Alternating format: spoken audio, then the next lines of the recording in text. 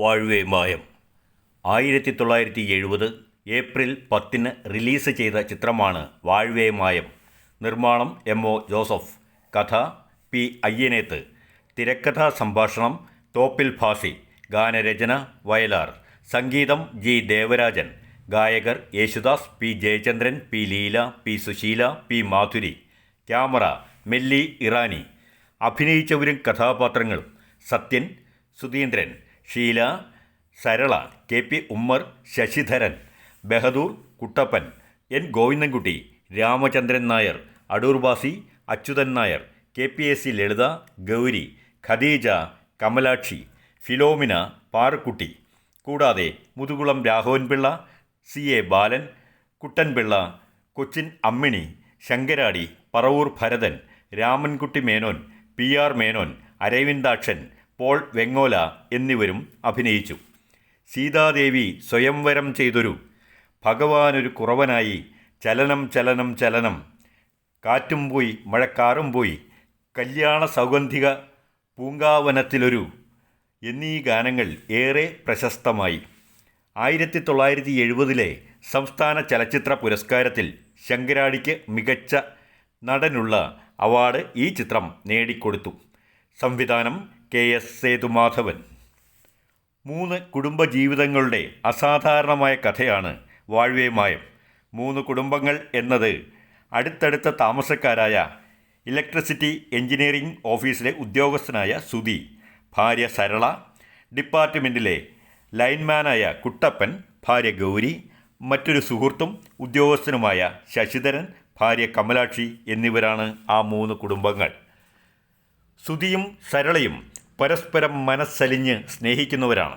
എന്നാൽ സരളയ്ക്ക് താനത്ര അനുയോജ്യനല്ലെന്ന് തോന്നുന്നതായി അവളുടെ ചലനങ്ങളിൽ സുധിക്ക് സംശയം തോന്നി. ശശിധരൻ ചെറുപ്പമാണ്, സുന്ദരനാണ്. സരളയ്ക്കും അതേ അഭിപ്രായമാണ് ഉള്ളത്. ശശിധരൻ്റെ ഭാര്യ കമലാക്ഷി കറുത്ത് തടിച്ച വിരൂപിയാണ്. അവരുടെ ദാമ്പത്യം അത്ര ബന്ധമില്ലാത്ത തരത്തിലുമാണ്. സരളയ്ക്ക് ശശിധരനെ സ്നേഹവും ബഹുമാനവുമാണ്. അതിലപ്പുറം വല്ലതുമുണ്ടോ എന്നായി സുധിയുടെ സംശയം. ഇത് കണ്ടുപിടിക്കാനായി സുധി തൻ്റെ വീട് വരെ പോകുന്നു. അടുത്ത ദിവസമേ വരൂ എന്ന് സരളയെ പറഞ്ഞു വിശ്വസിപ്പിച്ചു. കൂട്ടിനായി കുട്ടപ്പൻ്റെ ഭാര്യ ഗൗരിയെ ഏർപ്പാട് ചെയ്തു. രാത്രി കിടപ്പുമുറിയിൽ ഒളിച്ചിരുന്നു. സുധി കണ്ടത് ശശിധരൻ അവിടെ വന്നതും സരളയോട് ഏറ്റവും മാന്യമായി പെരുമാറിയതുമാണ്. കിടപ്പുമുറിയിൽ ഒളിച്ചിരുന്ന സുധിയെ കണ്ടെത്തി. തന്നെ സംശയിച്ച ഭർത്താവിന് മുന്നിൽ സരളയുടെ അഭിമാനബോധം ഉണർന്നു. അതോടെ അവൾ തൻ്റെ വീട്ടിലേക്ക് പോകുന്നു എന്നും പറഞ്ഞ് പോയി. എന്നാൽ സുധിയും സരളയും പരസ്പരം കാണാതെ സങ്കടത്തിലും വിഷമത്തിലുമായി. സരളയുടെ അഭിമാനിയായ അച്ഛൻ അച്യുതൻ പിള്ള അവളെ സുധി വന്ന് വിളിച്ചു കൊണ്ടുപോയാൽ പോയാൽ മതി എന്ന തീരുമാനത്തിലായി.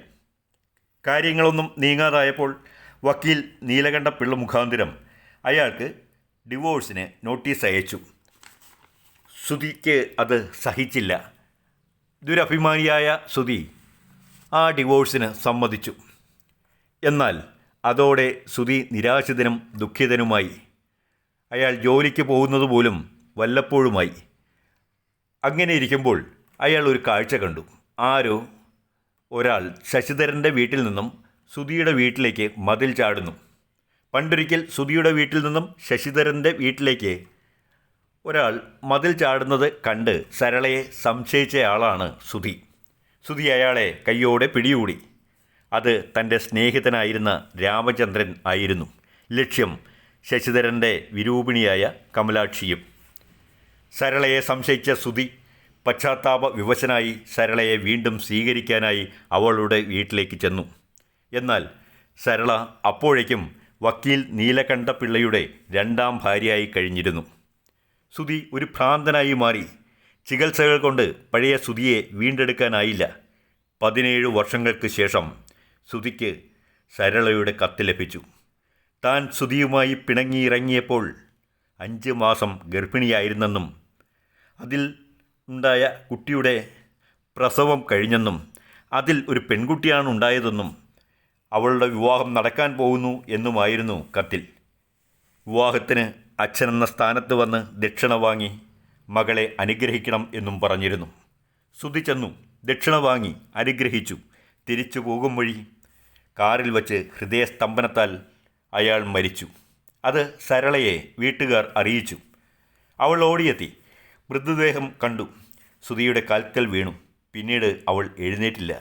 അവളും മരിച്ചു കഴിഞ്ഞിരുന്നു.